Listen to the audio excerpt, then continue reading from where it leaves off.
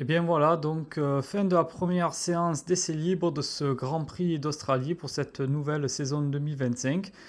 Et bien au classement des temps, ce qu'on peut remarquer, c'est donc c'est Nando Norris qui arrive donc premier en tête devant la surprise Carlos Sainz avec la Williams. Alors la voiture, normalement, elle ne devrait pas être super compétitive d'après ce qui est annoncé, mais en attendant, sur un tour, elle est très très rapide. Carlos Sainz ne s'est pas fixé d'objectif pour l'instant, il ne sait pas où se situe la voiture, mais en tout cas, sur un tour, elle était vraiment très rapide, elle est deuxième.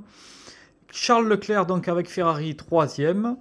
Puis Oscar Piastri avec la McLaren, Max Verstappen. Et l'autre Williams, justement, d'Albon, sixième.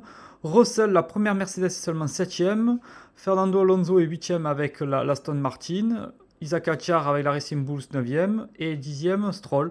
On notera malheureusement que Lewis Hamilton n'est seulement que douzième. Bon, c'est les premiers essais, il faut voir pour qu'ils se mettent en jambe un petit peu avec la Ferrari. Que la surprise, c'est quand même Lawson avec la Red Bull qui est seulement 16e. Et surtout les As qui sont 19 et 20e. Notamment Bierman qui a subi un gros gros carton tout à l'heure et qui a complètement endommagé la voiture, qu'il a perdu. Donc nous verrons ensuite la vidéo. Donc c'est une première séance quand même à relativiser malgré quelques chefs de file qui sont en tête.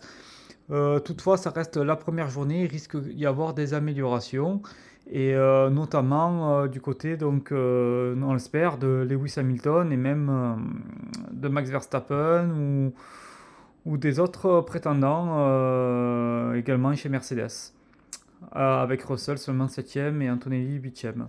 Mais bon, Ferrari a apporté une nouvelle suspension aussi, qui permet aussi d'améliorer la direction de la voiture, ce que Charles Leclerc est arrivé à se familiariser avec.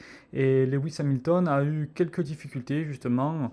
Il s'est plaint pendant la séance d'être en sous-virage. La voiture n'arrivait pas à tourner, notamment avec les problèmes de pneus.